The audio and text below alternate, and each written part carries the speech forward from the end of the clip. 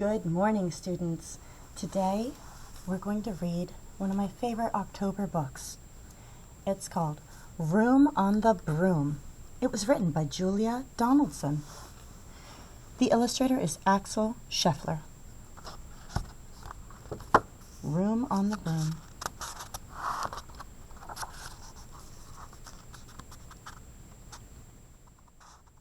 It sure looks windy. Room on the Broom by Julia Donaldson, illustrated by Axel Scheffler. The witch had a cat and a hat that was black, and long ginger hair in a braid down her back. How the cat purred and how the witch grinned as they sat on their broomstick and flew through the wind. But how the witch wailed and how the cat spat when the wind blew so wildly it blew off the hat. Do you hear rhyming words? I do too. Down, cried the witch, and they flew to the ground. They searched for the hat, but no hat could be found. Then out of the bushes, on thundering paws, there bounded a dog with the hat in his jaws.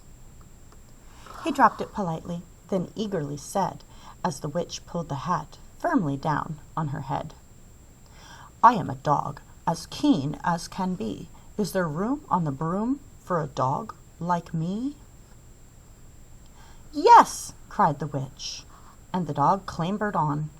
The witch tapped the broomstick, and whoosh, they were gone.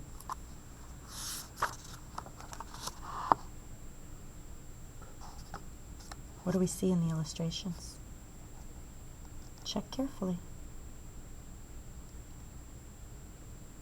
Over the fields and the forests they flew. The dog wagged his tail and the stormy wind blew. The witch laughed out loud and held on to her hat, but away flew the bow from her braid, just like that.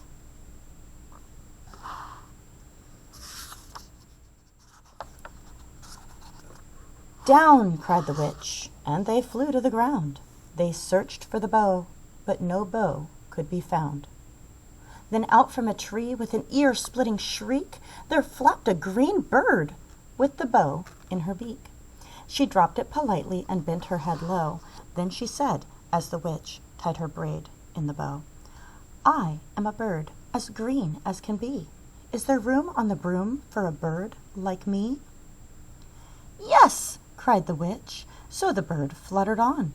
The witch tapped the broomstick and whoosh, they were gone.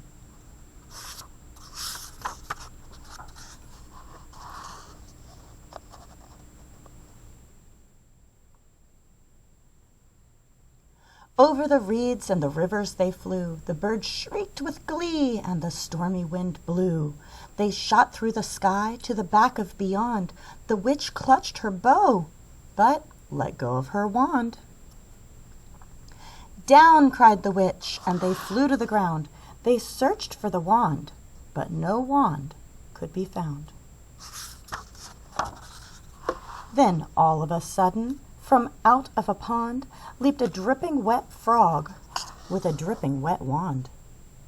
He dropped it politely, then said with a croak, as the witch dried the wand on a fold of her cloak, "I am a frog as clean as can be. Is there room on the broom for a frog like me?"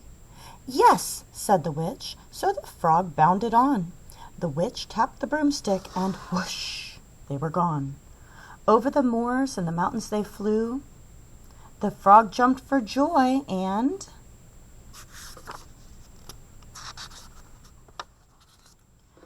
the broom snapped in two. Down fell the cat and the dog and the frog. Down they went tumbling into a bog. The witch's half broomstick flew into a cloud, and the witch heard a roar that was scary and loud.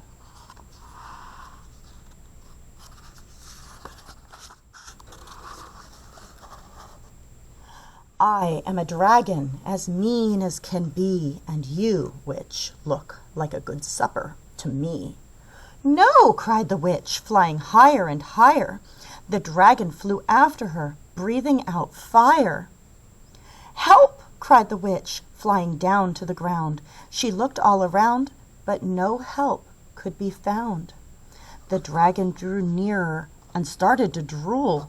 He said, "I won't let you go. Do you think I'm a fool?"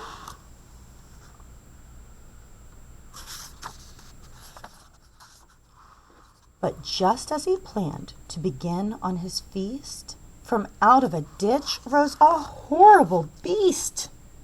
It was tall, dark, and sticky, and feathered and furred. It had 4 frightful heads and wings like a bird. And its terrible voice, when it started to speak, was a yowl and a growl and a croak and a shriek.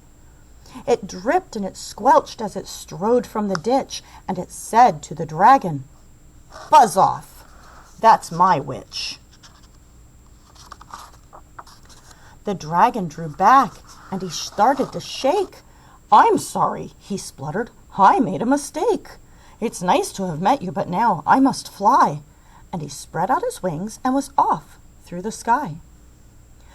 Then down flew the bird, and down jumped the frog. Down climbed the cat, and "Phew!" said the dog. "And thank you, oh thank you!" the grateful witch cried. "Without you, I'd be in that dragon's insides."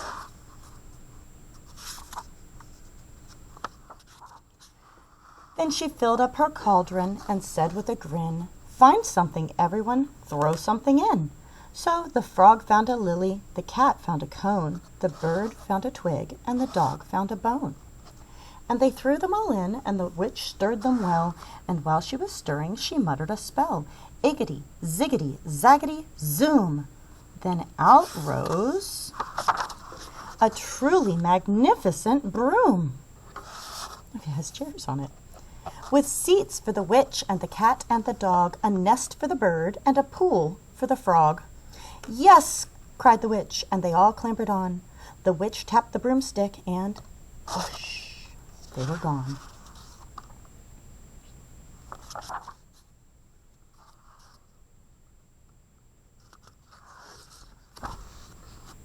Can you name all the characters from our book? I hope so. It's a fun book. It's great to listen to all the rhyming words. Can you retell which order we saw the characters get on the broom? And some of the words that we heard again and again, like the witch tapped the broom and whoosh, they were gone. Those repeating patterns are fun when you retell a book. Thank you for reading with me today. I hope you enjoyed it.